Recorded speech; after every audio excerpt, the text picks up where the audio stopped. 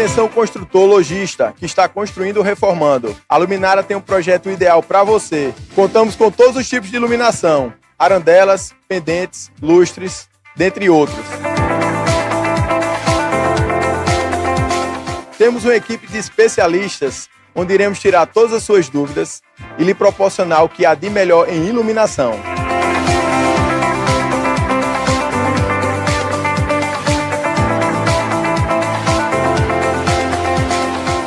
Essa é a nossa casa conectada para lhe proporcionar conforto e comodidade. A automação com Alexa permite que você controle sua casa de forma mais conveniente e eficiente, tornando sua vida diária mais fácil e agradável. Vem para a Luminara, Rua Marechal Deodoro da Fonseca, 817, bairro Brasília. Telefone 99948-3060. Conheça nosso Instagram, @LuminaraLED. Luminara, energia que ilumina. Muito boa tarde, estamos com mais um episódio do JaiCast no ar. JaiCast é um produto com a marca Jai Notícia. Na velocidade dos acontecimentos, acesse jainoticia.com.br. Com a gente, nossos parceiros Luminara LED, energia que ilumina, Bravia Motos. Conheça os autopropelidos Bravia. Não precisa de emplacamento nem habilitação. Bravia Motos, Rua Doutor Pedro Correia, no centro de Arapiraca. Com a gente também, Sene Produtora. Prepara Cérebro, garanta a aprovação do seu filho no IFAL ou no Colégio Militar com a melhor equipe. A equipe Prepara Cérebro. Com a gente também, DC Navarro Distribuidor, Poder das Milhas, KeyCast, a melhor estrutura para a gravação do seu podcast e conteúdo para as redes sociais. É essa estrutura que você observa de onde fazemos nossas transmissões semanalmente, KeyCast Studio. E esta semana vamos conversar com o ilustre Padre Edinaldo Batista, ele que é da paróquia de Santo Antônio de Pádua, no Canaã. Nós estamos aí praticamente na Semana Santa e vamos falar um pouco sobre esse período da Quaresma, que aí da quarta-feira de cinza até o domingo de Páscoa, os 40 dias que... até a sexta-feira, na verdade, né? Os 40 dias que mostram a peregrinação de Jesus no seu ministério, como é dito pela Igreja Católica. Padre Edinaldo, seja bem-vindo ao JaiCast, é uma satisfação conversar com o senhor. Obrigado e uma boa tarde a todos. Como você falou aí, Quaresma, esse tempo riquíssimo da Igreja, 40 dias, eu chamo de o grande retiro da Igreja. Eu sempre digo para as pessoas, olha, vamos aproveitar esses 40 dias, fazer um retiro, né? Até dou algumas dicas para as pessoas, em casa mesmo, né? Que normalmente quando se fala de retiro, no carnaval, naquele grupo, num determinado ponto, determinado lugar. Mas você pode dizer, faça na sua casa, no seu quarto ali, vai refletindo sobre a paixão, morte e ressurreição de Jesus. Até indicava os textos bíblicos, que desde a prisão de Jesus até a ressurreição, e ali meditar. Então, a Quaresma é esse período que a Igreja chama, né? Chama de período de conversão e de reconciliação. Os textos bíblicos, nesse caminhar, chamando todos os textos. A quarta-feira de cinza, a primeira leitura do profeta Joel. Aí ele diz assim, rasgai, não as vestes, rasgai o coração. É interessante. Porque, de fato, o que é o coração? O coração é o lugar dos sentimentos, bons ou ruins. E essa alusão que ele faz, essa questão de rasgar as vestes, nesses 40 dias, entra uma coisa que o pessoal faz muita penitência, né? E, de fato, a igreja é chamada a se penitenciar. Então, né, na Quaresma, a gente vê os textos de Jesus, no primeiro da Quaresma, Jesus, ele sai do batismo, ele batiza com João e vai para o deserto, impelido pelo Espírito Santo, e lá é tentado pelo demônio. E ali, Jesus, não é que ele vai lá para provocar o demônio, ele foi para rezar 40 dias, para se preparar para o seu ministério na Galiléia, como nós rezamos dos textos. E a gente, enquanto cristão, deve pegar esses exemplos e qual seria, e cada um julgar, talvez, qual seria o seu deserto para poder ter a sua preparação para essa mudança e esse crescimento espiritual, estar mais próximo do Pai, que a finalidade nessa ida de Jesus para o deserto foi basicamente se aproximar mais, se fortalecer da presença do Pai, para então começar aí a sua caminhada até o sacrifício por todos nós. Exatamente, você tocou num ponto interessante. Então Jesus vai para o deserto, ele fica com o Pai. Jesus estava a relação muito íntima e profunda com o Pai. E ali nesse deserto, lá o demônio se aproveita da cidade. É interessante, você vê, se perguntar a quem está nos assistindo, ouvindo, qual o momento que o demônio vai tentar Jesus? Foram 40 dias. Mas tem um dia especial que ele vai. É quando ele está com fome. Ou seja, fraco. Quem já passou fome, quando está com fome, a gente fica meio fraco, né? A gente não raciocina bem. E ali ele chega de fundo. Aí você falou, e Jesus venceu, graças a Deus, mostrou com a palavra de Deus, o jejum, a oração. E aqui, Jesus, para dizer aqui para nós, olhe como vocês podem vencer as tentações do demônio. Não é que o demônio ia vencer Jesus, Jesus foi como vencedor. O Jesus, quando veio, o maior, eu digo, pessoal, o nosso inimigo não somos nós, é o demônio. Quando Jesus veio, foi para vencer o demônio, e venceu o demônio. E ali mostrou como nós também podemos vencer. Palavra de Deus, a intimidade com a palavra de Deus, jejum, oração. Então, aí você falou, padre, como é que nos foi esse deserto para nós? Olha, a nossa vida é um caminho, estamos sempre a caminho. E quando a gente pega a palavra deserto na Sagrada Escritura, a gente tem que voltar um pouquinho aí, que é a saída do povo do Egito, 40 anos no deserto. Aí você vai entender o que é deserto. Deserto é provação. Eles foram provados. Veja como é interessante isso aqui, que cabe bem a sua pergunta aí. Veja, o povo estava na escravidão do Egito, aquele faraó maldito, ruim, mais cruel. Mais de 400 anos de escravidão. E Deus suscita o grande Moisés, não é? Moisés vai lá, tira o povo a todo custo, aquelas pragas, e o faraó resistindo, até que quando ele não suportou mais, tira. Mas depois que o pessoal sai, ele continua perseguindo. Só que no percurso, o que aconteceu? Para você ver o que é a humanidade e o que é o ser humano, viu? Os camaradas chegam num determinado momento que os camaradas começam a se revoltar contra Deus. Diz, cadê água, cadê comida? E começa a murmurar contra Deus. Olha, ele chega a tal ponto de dizer, sentir saudade, sabe de quê? Do Egito. Da escravidão. Como é que você raciocina? Eu digo, meu Deus, como é que nós somos? Como é que eu estou num caminho de liberdade e agora eu preferi estar lá na escravidão só porque eu estava comendo carne? Pelo menos lá a gente tinha carne para comer. Você imagina. E estava recebendo o manjar, né? Mas Deus não deixou faltar nada para eles, entendeu? É como é que se diz? É o egoísmo humano, né? Então, ali nesse deserto, vê as provações. E o que eles fizeram depois? Fizeram um maldito de um bezerro de ouro. E ali, pronto, depois vê a serpente, puf. Então, nesse percurso do deserto, tiveram muitas provações. Moisés sofreu muito na mão do povo. Mas o certo é que eles chegaram onde? Na terra prometida. Onde corria leite e mel, que se chama Canaã. Canaã. Dom Valdemir brinca, né? Que ele tem uma cidade chamada Nova Canaã. E aqui nós somos, que eu digo, Canaã, que é o local verdadeiro. Então, o pessoal, esse deserto foi provação, como você disse. Também, na sua vida e na minha também. Nossa vida é um deserto. Que a gente, aí onde é que entra? Agora, como é que eu devo andar e caminhar neste mundo? A minha consciência como cristão. Você é batizado, eu também.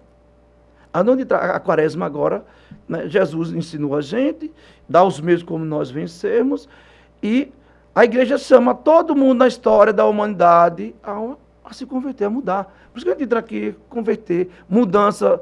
Tem uma palavra que Dom Valdemir gosta, que é uma palavra grega, que chama-se metanoia. Mudança, né? Mudança de mentalidade. Então, essa quaresma ela é importantíssima para nós, porque se a gente tomar consciência, veja, os 40 dias, a gente chega na Semana Santa. Olha a lógica, viu? Eu tenho que, nesses 40 dias, eu tenho que me preparar, me purificar, me penitenciar. Aqui eu vou dizer uma coisa. Eu estava dizendo para as pessoas, eu digo, olha, padre, às vezes chega, padre, eu não tomei Coca-Cola, eu não tomei refrigerante, eu não comi carne, eu não fiz. Digo, ótimo, muito bom. Só que tem um porém. Se eu perguntasse a você, meu amigo, você mudou algum mal que está dentro de você? Não. Eu dizia, olha, vou ser sincero com você, esse jejum, não. Não, isso é, com todo respeito, não estou dizendo que está errado quem faz. É farisaísmo. Quer dizer, eu mudo o externo, mas Deus não está. Lembra que Jó disse, rasgue, não é as vestes, não, meu filho. Você tem que rasgar O coração. ou seja, você tem que melhorar de vida, a sua conduta. Eu sou uma pessoa má, eu sou uma pessoa egoísta, eu sou uma pessoa que vive falando da vida dos outros. Lá eu trabalho numa repartição pública, mas lá humilho as pessoas. Mas Não houve uma mudança verdadeira. não, né? olhe, E quando a gente vê, acho que é João, no Evangelho, que diz que o Senhor procura adoradores que o adorem.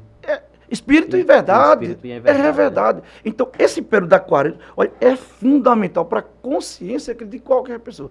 Aí a gente chega lá, veja, aí tem a Páscoa. Páscoa significa passagem. Aí você passou esses 40 dias, do jeito que você entrou, saiu lá do outro lado. Então, se pergunte, você não fez essa passagem. Mas a quaresma, veja, de quaresma em quaresma, de Páscoa em Páscoa, meu irmão, vai passando nossa vida. Até que vai chegar a última quaresma e a última Páscoa. E aí nós vamos prestar conta a Deus. Não tem, é o destino de todos, Não né? tem para onde. Independente de crer ou não crer. Exatamente. O caminho é um só. Como você disse, a vida é um caminho e esse caminho só vai nos levar para o mesmo ponto, né? Todo mundo vai se encontrar todo mundo vai passar pela experiência da morte. Agora, depois é outra história. A Bíblia relata de algumas pessoas que não passaram pela experiência, mas são raríssimos. Né? Raríssimo. Mas aí, Padre Edinaldo, me diga uma coisa. O senhor tem 19 anos de sacerdócio. Hoje, qual é a idade do senhor? Eu tenho Desculpe perguntar. Então, não, 53. 53 anos. 19 anos, o senhor era um menino ainda. Eu quero saber como foi a decisão. O senhor nasceu em Craíbas, aos 3 anos veio aqui para Arapiraca, para a cidade de Arapiraca. Então, pode-se dizer que é arapiraquense. Sou arapiraquense. Arapiraquense. Como foi essa decisão? O que foi que motivou? Qual foi a experiência que o senhor teve que decidiu, ou a influência que decidiu seguir e abraçar o sacerdócio? Olha, a influência é meu pai e minha mãe. Eu venho de uma família de 12 irmãos. 15 irmãos, morreram 3. Somos 12 irmãos, todos vivos. E ali, meu pai e minha mãe, a mim e os meus, nos educaram muitíssimo bem. Então, era sagrado. Todo domingo, todo mundo ia para a missa. Todo mundo. E primeira comunhão e sacramento, a minha família toda a vida viveu uma vida sacramental. Isso, então, já não tenho mais meu pai, já faleceu há 10 anos, só a minha mãe, mas a minha vocação vem daí. A missa, a Eucaristia, e desde menino, já dos meus 12, 13, meu desejo era ser missionário. Meu sonho era ir ganhar o mundo. Esse era o meu sonho.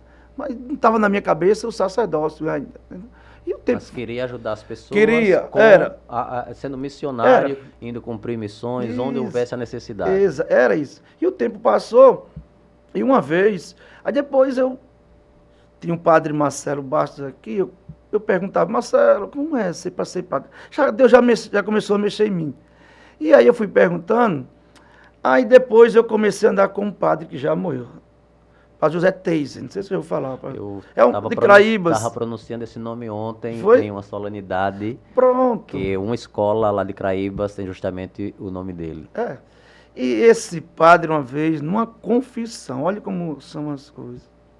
Ele disse assim para mim depois, você não quer ser padre, não. Olha, foi terrível aquele momento, assim, entre aspas. Porque depois daquele momento é como se abriu. Aí gerou uma inquietude muito grande. E aí pronto, mexeu totalmente. E ali começou. Isso, eu namorava, tinha uma namorada. Depois foi mexendo mais e mais e mais. Aí depois eu disse, rapaz, eu disse para mim mesmo, eu quero ser padre. Aí terminou o namoro. Aí depois eu fui procurar o padre José Teis. Aí comecei a andar com ele. Tudo. Aí depois eu procurei o padre Aldo de Melo Brandão. Eu disse, padre, posso falar com o senhor? Lembro como hoje. Eu disse, eu quero ser padre. Ele deu um sorriso. Ele disse, que bom, meu filho. Aí, disse, ó, você vai fazer isso e isso. Você tem que participar dos encontros vocacionais. Aí, me deu uma carta direitinho. Era o Monsenhor Luiz que acompanhava e tudo. E daí por diante, irmão, até hoje. Até hoje. Foi, olha, confissão. Você quer ser padre, olha, foi... Aí as coisas vão acontecendo Naturalmente. naturalmente. É, Né? sem forçar. E nem meu pai nem minha mãe sabia. Não, eu só fui dizer depois, eu disse, foi uma surpresa para eles. Mas o momento que o senhor foi falar para os seus pais, foi já quando estava tudo certo para ir para o seminário? Não, não. Quando amadureceu de fato? Isso, ali, quando o senhor tinha amadureceu... de fato decidido, eu quero. Eu quero. Pronto, eu disse, aí comecei. Aí já andava com o padre Aldo, mas depois participei dos encontros vocacionais e fui embora. Estudei, todos os meus estudos foram em João Pessoa. Toda a formação? Toda a minha formação, filosofia e teologia, toda ela em João Pessoa. Eu já vi, padre, o senhor falando agora de teologia, eu há um tempo andava com um rapaz que tinha um polo de faculdade EAD em algumas cidades, eu andava com ele, e tinha justamente o curso de teologia. Existe diferença? Essa pessoa que eu me refiro era ligada a uma denominação evangélica. Existe diferença do que é no seminário para a formação de padre e esses cursos de teologia hoje das faculdades? Rapaz, não tem tanta diferença, porque lá no seminário, né, as disciplinas, pode ser que não são todas, tem algumas diferenças, que, por exemplo, o nosso seminário hoje é no Recife. Os meninos estavam em São Paulo, no seminário, e quando eles vieram para cá, eles estão na universidade mesmo. Então, a grade curricular não batia, entendeu? Mas é quase, é quase a mesma coisa, não muda algumas coisas, entendeu? Mas o conteúdo é o mesmo, entendeu? O conteúdo é o mesmo. Entendi. O que eu vejo assim como uma diferença bem fundamental, ou uma diferença básica, é que quem estuda, no caso, para ser pastor, nem sempre vai ser pastor. Não. O padre, quando vai para o seminário, ele sai de lá e sai de fato para uma vida sacerdotal. Exatamente. Claro que se aprofunda mais, entendeu? Aprofunda muito mais. E aí, quando o senhor se formou, pôde cumprir lá aquela sua vontade da vida missionária e o senhor foi para a Amazônia. Foi, sei lá, quase 3 anos lá no meio de 3 aldeias. Lá era no meio da mata amazônica, né? E hoje, para um curioso, assim, igual a mim, e tantas pessoas que nos acompanham, que vão acompanhar esse conteúdo na internet, o que o senhor diria? Como é essa experiência e qual o trabalho prático de um missionário na Amazônia? Olha, depende do lugar que ele estiver. Claro, o conteúdo vai evangelizar, né? A questão lá a logística é muito difícil lá. Onde eu residia, por exemplo, no inverno, só para você ver, eu ficava confinado, não tinha como sair, porque lá as pontes lá não é de alvenaria, é de madeira. Então, assim, e outra coisa, quando você vai de carro, você tem que saber onde colocar, senão... Não cai. Cai mesmo. Cai mesmo, entendeu? E no inverno eu não conseguia chegar às comunidades. Não tinha como chegar. E outros lugares você vai de barco, passa 3, 4 a semana. É muito complexo mesmo, muito difícil. Tem que ter coragem. O senhor gostou desse Gostei, gostou? gostei. Deu para realizar aquele sonho lá da Deu. adolescência? Eu também, eu tinha, também já tive vontade de ir para a África, né? Uma vez, até falei, uns anos atrás, tinha vontade de ir para Moçambique, mas aí não deu certo. Ainda não deu certo. Não deu certo. Mas, olha, quando se fala de missão, seja aqui no Brasil, na Amazônia, aqui também em algumas regiões, é difícil. Tem que, como é que se diz? Claro que tem que ter muito amor mesmo. E quando eu fui mesmo, lá tinha muita malária. Então, eu não peguei não malária, graças a Deus. Mas, além disso, tem outros fatores que é muito complexo. O senhor acredita que como pessoa, aí, independente da vida sacerdotal ou não, participar de uma jornada dessa que o senhor foi como sacerdote que era para evangelização, mas existem as missões humanitárias que também, eu acho que isso faz parte da vida do missionário. O senhor acredita que a pessoa que se dispõe a fazer uma missão dessa, participar de uma ação missionária dessa, independente de ser sacerdote ou não, ele cresce como pessoa, como indivíduo e passa a olhar o semelhante de forma diferente, com mais amor, talvez? Com certeza. Primeiro, quando ele se dispõe, você vê, no caso, os padres missionários e outros, esses médicos sem fronteiras, alguém que começa ali, ele quer ir além daquilo que ele é, ele quer dar um passo a mais. Como você diz, ele vê o outro, que como todo deveria ser, nós somos todos irmãos, nós não deveria haver certas coisas como existem, infelizmente, na humanidade, mas cresce humanamente, ele vai lá porque ele vê pessoas sofrendo, sabe que tem pessoas sofrendo e sabe que ele pode ajudar. Isso é sinal de que ele ama o próximo. E, com certeza, irmão, cresce aí humanamente. Isso é muito bom, é uma riqueza. E amar o próximo está cumprindo um dos mandamentos, né? Não, amar o próximo é tudo.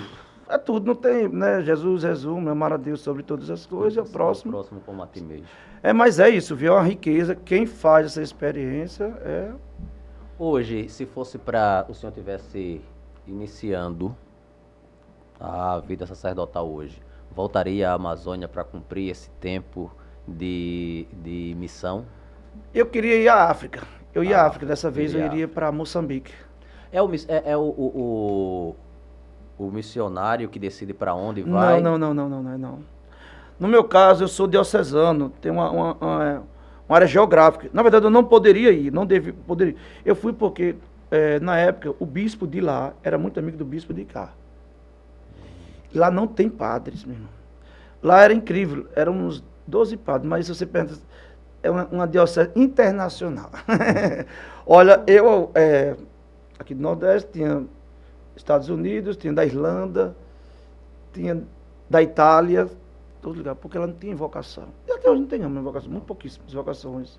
Aí foi uma necessidade de ir lá, aí enviou. No seminário o bispo já tinha dito pra gente, olha, vocês vão ajudar. E caiu sobre mim. Para realizar. Claro, tá certo. Realizar a vontade. Exatamente. Deus atendendo o pedido que o senhor tinha feito, né? Foi realizado. Atendendo a oração. É isso aí. Padre, eu recebi uma informação aqui sobre o senhor, que o senhor tem como uma marca o seu trabalho pastoral, que é incansável, e que também o senhor é visto por toda a comunidade como uma pessoa de uma simplicidade imensa e um humor sempre elevado. Por que essas características e qual a importância para o sacerdote em ser simples, bem-humorado e trabalhar nessa missão pastoral de forma incansável? Olha, o espelho é Jesus Cristo. A gente olha para Jesus, como é que ele... Eu fico encantado ver como Jesus tratava as pessoas, né? Tem uma passagem que retrata essa questão do sorriso, da espontaneidade, da alegria. E um rapaz chega para Jesus e diz assim, olha, o que devo fazer para herdar a vida eterna? Aí Jesus olha para ele, é como se deu um sorriso, diz, Violeta, que coisa boa. Então, esse humor, essa alegria, essa espontaneidade e o ardor tem que fazer parte do sacerdote, porque nós lidamos com pessoas. E eu, graças a Deus, Quando você me vê muito assim, pode saber, o padre não está bem. Mas normalmente você vai me ver sorrindo, viu? Normalmente. Graças a Deus. Eu não sei, eu acho que é um dom que Deus me deu. Eu não sei lhe explicar bem disso. Não.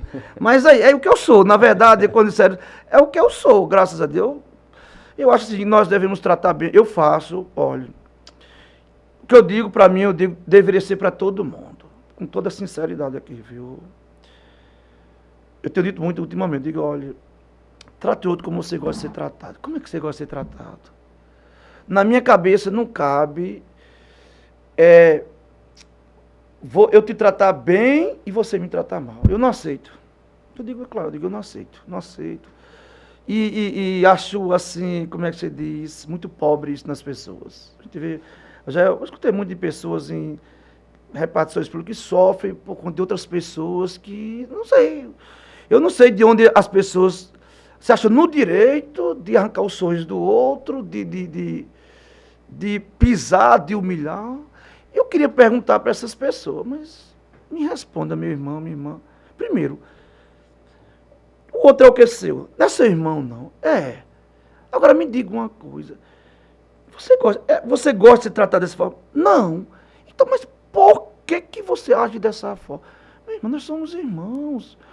Eu digo, não tem outra forma de nós não nos tratarmos dessa. As pessoas têm dificuldade e a gente, já nesse mundo como o nosso, complexo, problemático, o nosso mundo. E imagina eu com o Sassi dando emburrado, ainda tratando mal as pessoas. Homem, pelo amor de Deus, é demais isso. Não. É fora Não, eu repito, a gente olha para nosso Senhor Jesus, como Jesus tratava todo mundo. Domingo agora é sobre a mulher adúltera. Jesus não condenou, nosso camarada mata ela, joga pedra, vão matar o Senhor. Jesus, quem tiver pecado, tira a pedra. Né? Não vai, todo mundo vai embora. E Jesus com um sorriso, né? Porque o ser humano, pessoa. Gente, você tem vontade de. Você tem sede? Você tomou água? Eu também tomo. Você tem vontade de comer? Eu também tenho. Por que só eu tenho que ter esses direitos e você não? Só eu posso estar além de você não? Não. Eu não aceito, não, meu irmão. Olha, não aceito de nenhum. Então, é o que eles disseram, é o que eu sou. É o que eu sou. Eu estou sempre sorrindo, graças a Deus mesmo. A vida, eu costumo pensar da seguinte forma, Padre Edinaldo. A nossa vida no dia a dia, todo mundo tem problemas. Eu acredito que um padre também tem seus problemas, suas lutas, né? E a gente, quando se depara com outra pessoa, se você não puder oferecer, no mínimo, uma gentileza, um sorriso, tratar bem, ser cordial, isso deve fazer parte da pessoa, que eu acho que quando você trata bem, que a outra pessoa lhe devolve esse tratamento também da mesma forma, devolve com um sorriso, um abraço, um aperto de mão, você está alimentando a sua paz e você está crescendo como pessoa e aliviando também as suas cargas, né?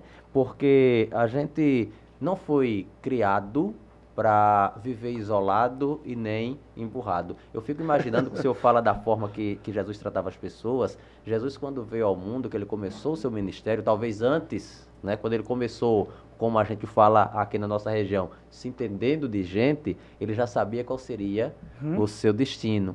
E mesmo com a certeza e de uma morte dolorosa, né, para a remissão dos pecados de toda a humanidade, mas ele conseguia tratar bem aquela pessoa pela qual ele iria se fazer sacrifício mais à frente.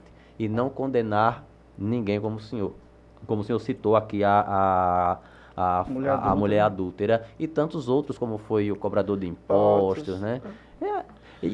O ser humano precisa, de fato, disso, ter mais amor e melhorar essas relações pessoais com outras pessoas também. Nós vivemos numa sociedade, eu estou dizendo que hoje em dia nós vivemos na era dos zumbis.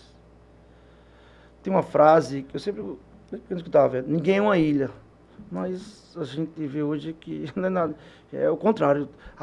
Nós criamos ilhas e mais ilhas, todo mundo se isolando. Você chega na casa, 5 pessoas, cada um com celular, cada um com seu mundo, não existe uma comunicação. Você vai nos lugares, você não vê. Um monte de gente ali, mas não vê comunicação, a verbalização. Então, cada um no seu universo, se isolando cada vez mais a humanidade. E isso é péssimo. Você vê as nossas crianças. Eu estava dizendo para um grupo de pais, vocês mesmos estão roubando a pureza das crianças. Vocês, pais. Porque, veja, a gente não vê mais nossas crianças brincando. A criança já nasce, já tem que... Eu pergunto, por que toda criança tem que ter um celular? Quem disse isso? O consumismo? O capitalismo? A pós-modernidade? Quem diz isso? Porque produzir e vender. Mas não está... Ninguém é obrigado, não é obrigado a ter um celular, não. Mas TV, está lá a criança. Comendo e o celular aqui. Gente, os consultórios estão cheios de gente doente. As crianças. Quem chega para padre, eu estou com ansiedade. Meu Deus, você tem quantos anos? Tenho 9 anos. Mas ansiedade. Estou, como é que se diz, estressado. Eu até brinco com eles. Eu fico mais estressado. Claro, eu sei, mas claro que eu sei o porquê da coisa, né? A humanidade, vou lhe dizer uma verdade a todos. Olha, hoje... A humanidade bate no peito, assim, nós evoluímos, nós temos alta técnica, temos sim, graças a Deus. Hoje vai a Marte, vai a Lua, tá tudo, né? Só que tem um problema, irmão. Como é que tem gente morrendo de fome ainda? Antropologicamente, nós regressamos. Nós não progredimos. Veja, pessoas morrendo de fome, guerras e mais guerras. Mas que humanidade inteligente é essa? Inteligente no ponto. O médico lá no fim do mundo faz uma cirurgia, maravilha. Nós evoluímos e tem que evoluir mesmo. Só que, humanamente, nós estamos um fiasco, piorando. Aqui a questão também. A gente grita, mas o mundo se acabando e ninguém... Qual é o slogan de nossa bandeira? Ordem e progresso, lá do positivismo.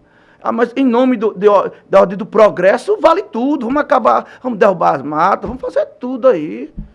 Capitalismo mesmo, não quer saber não. Agora eu digo, a gente precisa repensar. A humanidade precisa repensar. Por isso que lá na paróquia mesmo, eu digo aos agentes pastoral, trabalhar nossas crianças e os nossos jovens, a mentalidade, ver o que a gente pode fazer, tentar colocar alguma coisa de mais concreto. Não que se exponha aí, roubando a pureza das nossas crianças. E tá aí os efeitos, viu? Eu não sei mais. Quando o senhor fala, Padre Edinaldo, dessa evolução tecnológica que a humanidade teve e, ao mesmo tempo, essa regressão em termos de amor... Se quiser, pode resumir nisso. Em termos de amor, eu fico analisando da seguinte forma. A gente sempre espera, o senhor já mostrou aqui o livro da campanha da Fraternidade em 2025, que é uma campanha realizada no Brasil anualmente, mas a gente fica sempre esperando que as autoridades tomem providências, que o outro tome providência, e a gente nunca quer fazer parte dessa mudança, a partir da gente essa mudança, né? Porque a gente precisa ter consciência de que toda mudança que o nosso planeta, o nosso mundo precisa para ter melhores florestas, não ter o desmatamento, para que o progresso saiba também qual é o seu limite nesses termos, a gente precisa ter atitudes individuais e não esperar que o outro tenha. É justamente isso. Tudo começa de um ponto.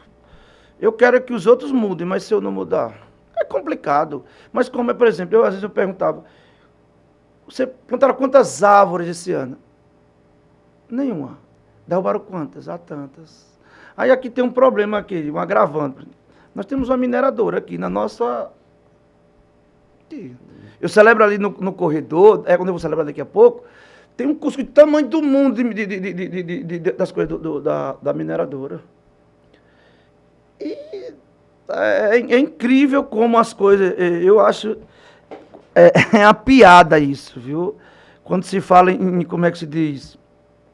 Proteger o Brasil, como é que ele dá um nomezinho, né? A soberania. soberania, que muito enche a boca, que é nada mais do que hipocrisia. Não tem nada de soberania, coisíssima nenhuma. Isso é falácia, isso é mentira. Então a gente vê uma mineradora aqui, como outros países no Brasil, em Minas Gerais, que estourou, matou tantas pessoas e ninguém vai para lá e nada muda. Está aqui outra, aqui também. Aí, nosso quintal. E eu não vejo, não. Poeirinha lá, explosões, casa rachando e tudo mais aí. E vai tirar todo mundo. Tem que tirar todo mundo aqui. Ninguém vai ficar num ambiente desse. Mas todo mundo finge que não. É engraçado, né? Muito engraçado isso. Porque não são as pessoas que estão lá, certas pessoas. São os moradores de lá que vão sofrer a consequência. Não são outros, que só vão lá visitar, olhar e pronto. Essa é a questão. Não é comigo, o resto que se dane. Isso é uma lógica satânica e demoníaca. Egocêntrica mesmo, viu? Eu não aceito não isso, viu? Tá aqui. A gente começou a falar sobre a campanha da fraternidade. O tema Ecologia Integral. A campanha da fraternidade, ela é uma campanha realizada pela CNBB, né? Confederação dos Bispos do Brasil. O Brasil é o único país que faz a campanha. Isso, exatamente. Que faz a campanha.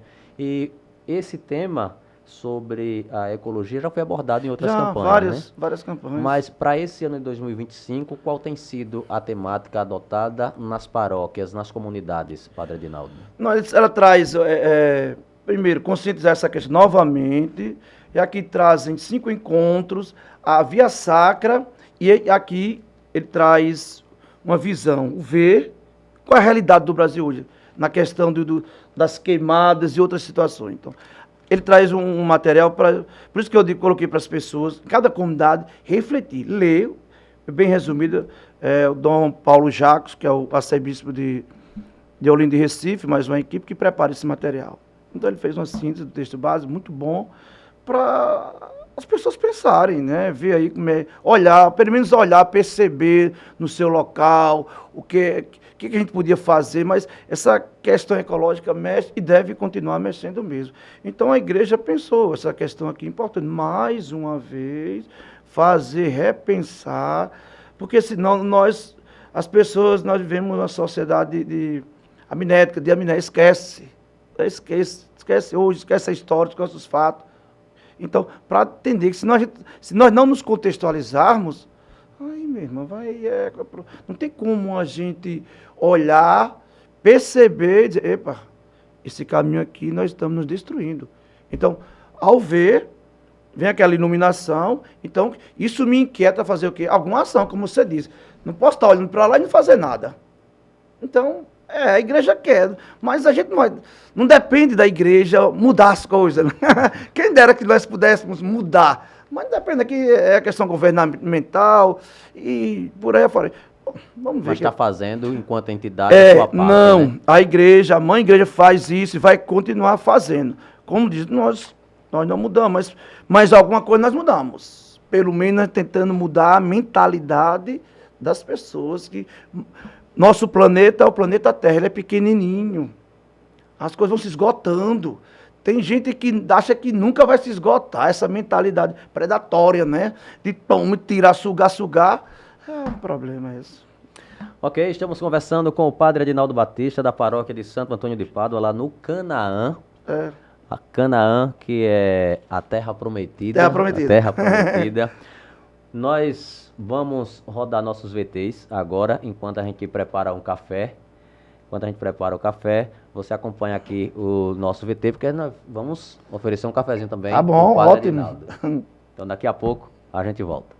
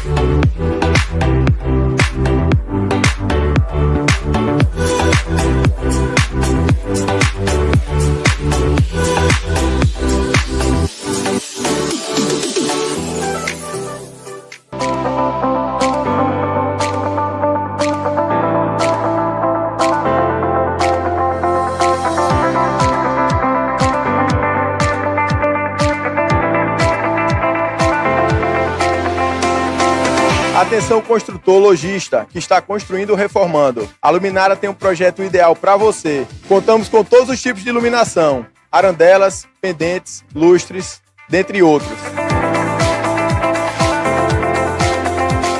Temos uma equipe de especialistas onde iremos tirar todas as suas dúvidas e lhe proporcionar o que há de melhor em iluminação.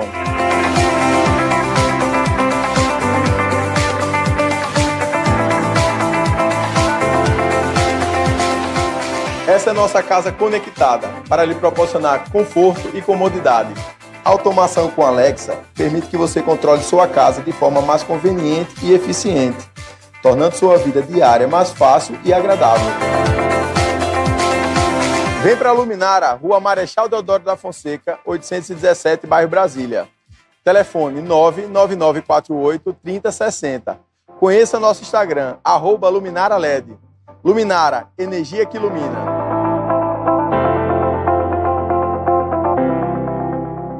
Estamos de volta na nossa conversa com o padre Edinaldo Batista, da paróquia de Santo Antônio de Pádua, lá no Canaã. Padre, o senhor é sacerdote, mas eu observei, desde o início tenho observado que o senhor usa uma aliança. O que é que significa? É pelo o sacerdócio também? Também padres usam, porque foi minha mãe que me deu, aqui, entendeu? Mas para dizer, casado com a igreja, né? A esposa é a igreja. A esposa de Cristo é a igreja, nesse sentido, né? Mas que foi minha mãe que me deu. Certo. Mas muitos padres usam. Eu sou curioso, viu? Não, mas curioso. Tá certo, tá bom, pode, não tem nenhum problema. Ó, enfim, a gente, na nossa conversa aqui, uma coisa que me chama a atenção, e aí eu queria ver, é a primeira vez que eu estou conversando com um padre, tendo essa oportunidade de conversar com uma autoridade eclesiástica, como o senhor. A gente vê uma modernidade nesse mundo, como o senhor já falou, nesse mundo pós-moderno, o uso do celular cada vez mais precoce pelas crianças. Como a Igreja Católica tem se adaptado para atender essa nova geração que é um tanto quanto acelerada, uma geração ansiosa? Como é que tem sido? Tem a tecnologia tem facilitado o trabalho do sacerdote ou tem dificultado ainda mais? Olha, tem ajudado bastante. A pós-modernidade trouxe coisas maravilhosas. O celular nos ajuda muito na evangelização, o alcance, a rapidez.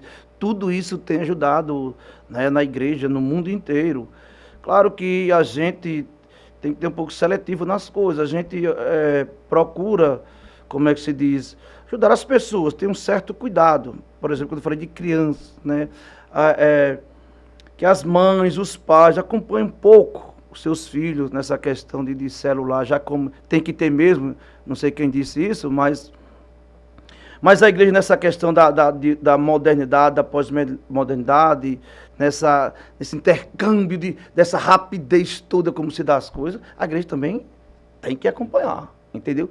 Não se deixar absorvida por isso, né? Mas aí tem ajudado muito em todos os ambientes da igreja, em tudo que a gente faz, não tem como não. Isso ajuda muito a rapidez das coisas, as notícias, né? A comunicação pastoral, né? Com o Papa no mundo inteiro, os bispos, nós sacerdotes, essa comunicação, isso a igreja tem integrado muito bem isso. E a igreja não foge disso, não, tem que entrar também. Senão fica para trás. Não é que fica para trás, é porque a gente precisa, senão a gente, para evangelizar fica mais difícil, entendeu? Então a gente tem que estar conectado mesmo, mas no bom sentido mesmo, e as coisas bem purificadas, né? Porque senão... Hoje, lá no Canaã, a paróquia de Santo Antônio de Pádua já faz transmissão da celebração da Santa Missa? Não só na matriz, não, mas em algumas comunidades. Todo domingo são em 2. Quantas comunidades ao todo o senhor é responsável? Quando eu cheguei, tinha 16, eu criei mais 2 comunidades. Achei pouco e criei mais 2. Então o senhor é um padre que gosta de trabalhar, é? Tem que trabalhar. O reino de Deus está aí, irmão. Tem que fazer o reino de Deus crescer. A gente fala de comunidade, eu não sei se todo mundo que nos acompanha sabe, mas padre tem a paróquia, né? E as comunidades são as capelas. Matriz, as comunidades, nas capelas. Aí missa semanalmente nas comunidades e também na paróquia. Também na paróquia, todo dia. No domingo eu celebro 4 missas, no sábado. No domingo eu celebro 5.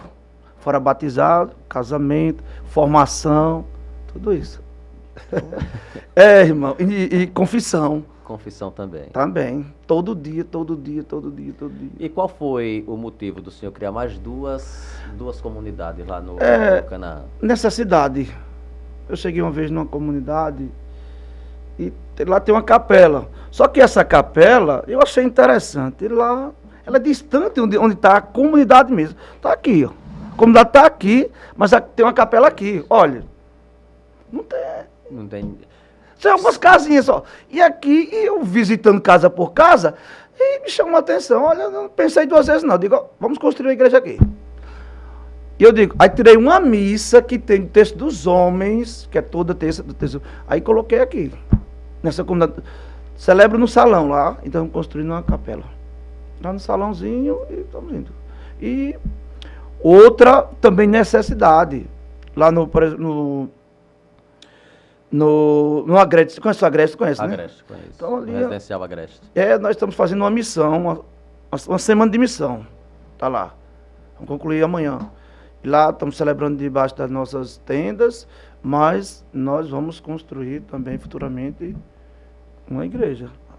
E evangelizando. Tem que evangelizar. Ô padre, me explica pra gente, se for possível.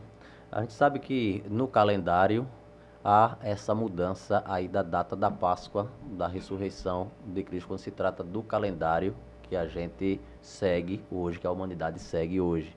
Por exemplo, agora a gente vai estar comemorando em abril, né? Dia 20, ao domingo de Páscoa, né? 20 de abril. E isso também tem a ver com o carnaval. Como é que a igreja, ela trata dessa forma? Porque não é uma data Fixa.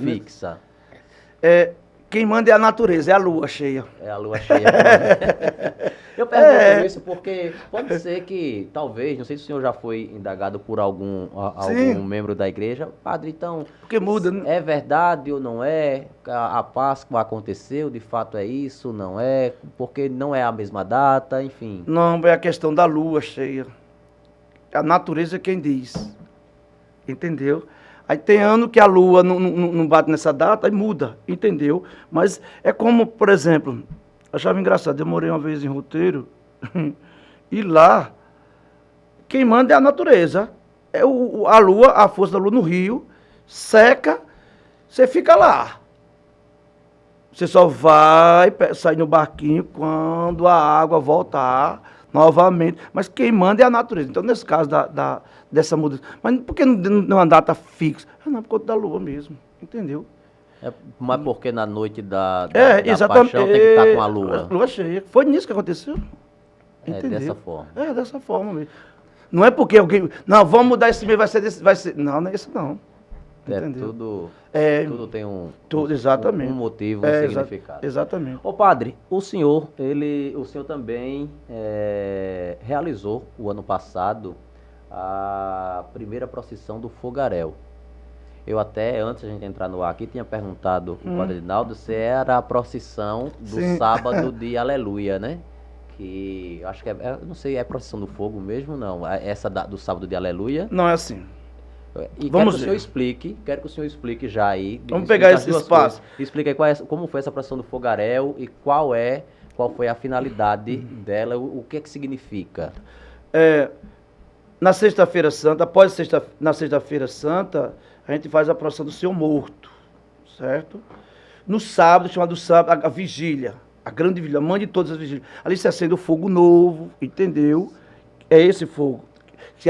Benze o fogo, acende as velas, o Círio Pascal, Cristo ressuscitado, todo mundo acende a sua vela e entra na igreja. É isso aí. E esse é do sábado, sábado de Aleluia. Sábado de Aleluia, como se diz, isso aí. E esse que é da Semana Santa, eu coloquei na terça-feira. Essa procissão do Fogaréu, ela vem lá da Europa, cultura da Espanha, que deve ter, sei lá, deve ter uns 8 ou 10 séculos de história. Aqui no Brasil, Goiás, Minas Gerais, deve ter quase uns 3 séculos. Aí, então, eu trouxe para cá, fiz ano passado. E qual é o objetivo? A procissão do fogaréu, ela retrata a prisão de Jesus. A traição de Judas. Compreendeu? Retrata a traição de Judas. Judas faz o quê? Vai lá no Sinédrio, vende por 30 moedas, depois vão prender Jesus. É isso, é interessante. E se quiser participar conosco, pode participar. Aí tem os farricocos. Eu não sei se você já ouviu. Depois você mexe lá, olha. Aí tem uns homens que se vestem, todo a caráter, farricocos eles. Eles cobrem o rosto, você não sabe quem é.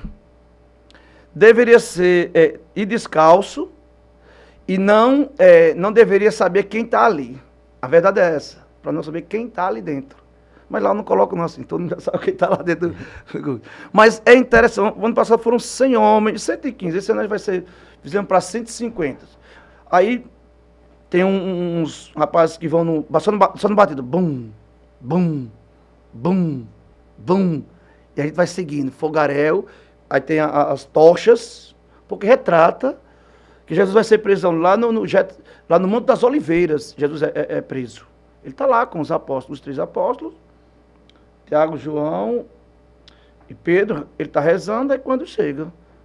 Aí tem o beijo. Tem um beijo, o ósculo, chamam de ósculo, chega Judas com os soldados, aí prende e leva ele. Aí a gente vai do mesmo jeitinho, sai.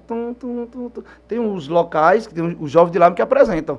É feito bem original mesmo, é muito bonito. Então essa procissão do fogaréu retrata esse momento que também no momento dessa prisão, do período dessa prisão, foi quando Pedro negou. Não, é também depois, né? Depois mas aí é focalizado só em Judas e na prisão de Jesus. Aí, entendeu? Quando ele chega. Aí quando vai ser essa procissão? Na terça-feira da Semana Santa. Na terça da Semana Santa. Então, muita gente. Próxima terça-feira de que horas, padre? Começa umas 7 horas, 7h30, todo mundo se prepara direitinho. Entendeu? Compreendeu? É muito interessante. Todo mundo, eles ficam assim ansiosos, né? Muitos homens vão se inscrevendo, tudo, porque ali ninguém sabe quem está ali mais. Então vamos acompanhar essa procissão. Vamos lá. Vamos acompanhar essa procissão do fogaréu, o segundo ano que o padre Edinaldo Batista, da paróquia de Santo Antônio de Pádua, lá no Canaã, vai realizar. E a duração da procissão?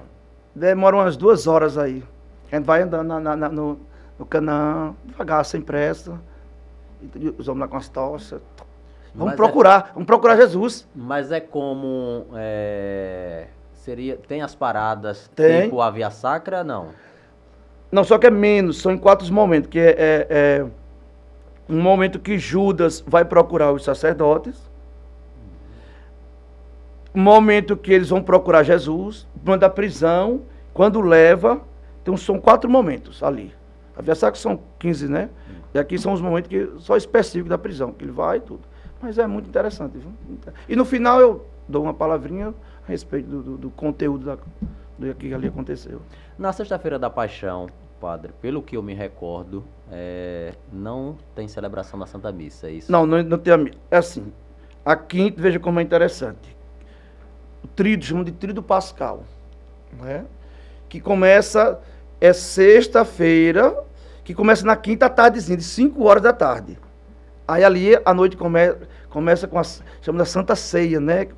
Tem um lava-pés, né? Ali tem a instituição da Eucaristia, do sacerdócio. Olha, E ali não tem, depois de tudo isso, na Quinta-feira Santa, e ali a gente leva, aquelas pessoas vão lavar os pés, escolhe 12 pessoas, né? Lava os pés de todo mundo direitinho. E ali, depois, não dá a bênção final. Vai todo mundo ficar em adoração até 10 horas, a gente fica até meia-noite, até 10 horas. Aí chegamos na sexta. Veja aqui. Da quinta-feira para sexta ali, Jesus vai ser preso. Veja, o evangelho do domingo de Ramos é o evangelho da sexta-feira. Aqui retrata a entrada de Jesus, mas fala da paixão, e o outro evangelho que retrata a entrada de Jesus, né? Ali em Jerusalém, cantando, tal. E na sexta-feira, a prisão de Jesus. E ali está uma celebração da paixão, que não é a missa. Porque o ato em si fala tudo. E ali, pronto. Aí, entra o silêncio, paramentos vermelhos, na quinta é branco. Aí a gente deita, padre, ali o silêncio. O altar fica desse jeito, tira todos as imagens todas cobertas. E ali, a liturgia todinha fala momento da prisão, todo o julgamento de Jesus até a crucificação. Veja, esse primeiro momento retrata o quê? A prisão e a morte. Aí vamos para o sábado, chegamos o grande dia, o sábado, que é o sábado, é o sistema do silêncio.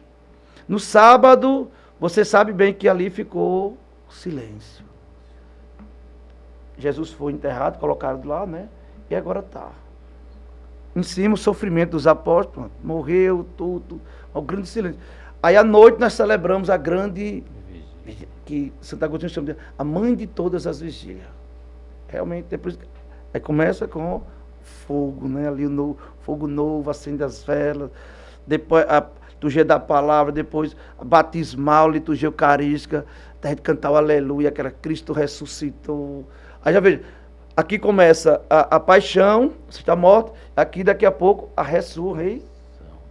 Aqui eu quero chamar a atenção para uma coisa, que é que me chama muita atenção. Eu fico pensando, veja como a gente tem que ter um perigo, senão as pessoas vão,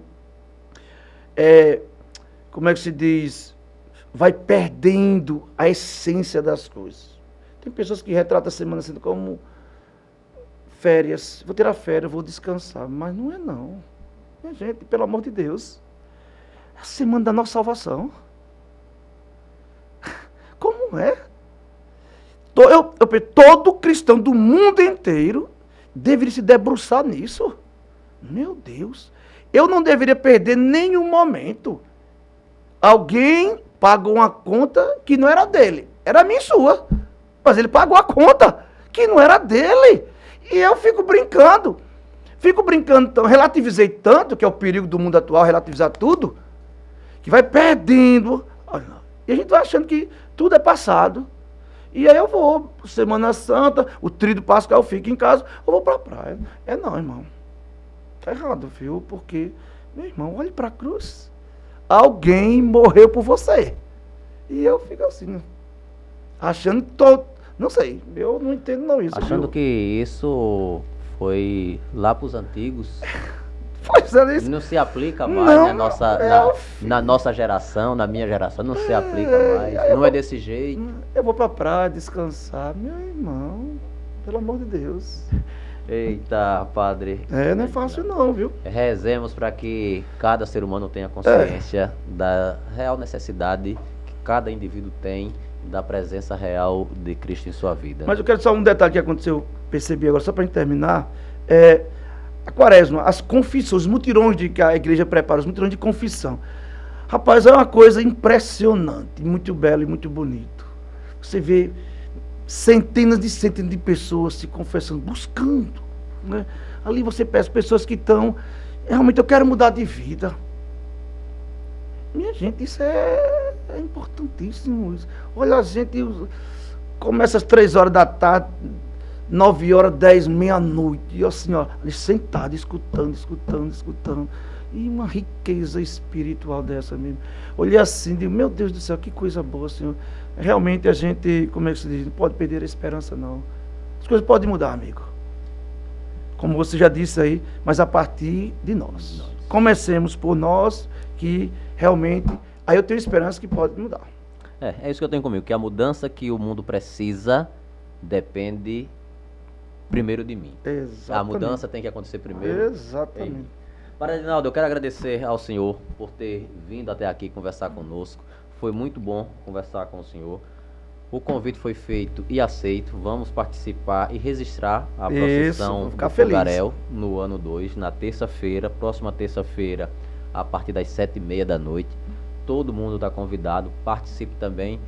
Se não conhece ainda o que retrata a procissão do Fogaréu, vá conhecer. O padre Edinaldo vai passar todas essas informações lá, mostrando direitinho que esse Se você encarar como um simbolismo, bem encare como um simbolismo, o importante é que você participe e que você possa ter sua fé renovada diante de tudo que você vê, de cada palavra que você lê nas Sagradas Escrituras. Padre, muito obrigado, que Deus continue lhe abençoando e que o Senhor também possa me conceder sua bênção, viu? Muito obrigado por ter vindo e foi uma satisfação imensa conversar com o senhor. Obrigado, agradeço. Espero depois voltar mais, gente, em outros assuntos. Depois eu comunico para ele que a gente pode voltar com uns assuntos aí, umas coisas importantes, vir aqui, debater, né? Até trazer outros da comunidade para a gente conversar aqui, esses assuntos É importante. da situação do mundo. Pois eu agradeço e peço a Deus que abençoe você e a todos Amém. que compõem aqui. E abençoe que estão nos escutando e nos ouvindo e que pense e repense o caminho. Lembre-se, é possível mudar. Lembre-se disso. Tudo é possível. Somos seres de possibilidades. Deus nos deu. Os animais não, mas nós sim. Somos seres de possibilidades. Tudo é possível. Desde que você tome consciência e abra o seu coração. Que Deus abençoe a todos. Ok, conversamos com o Padre Edinaldo Batista em mais um episódio do nosso GECast, um produto com a marca GE Notícia. Na velocidade dos acontecimentos, acesse genoticia.com.br. Com a gente, Luminária LED, Bravia Motos, Cine Produtora, Prepara Cérebro, DC Navarro Distribuidor, Poder das Milhas e Kcast Estúdio para podcast. Um forte abraço e até o nosso próximo encontro.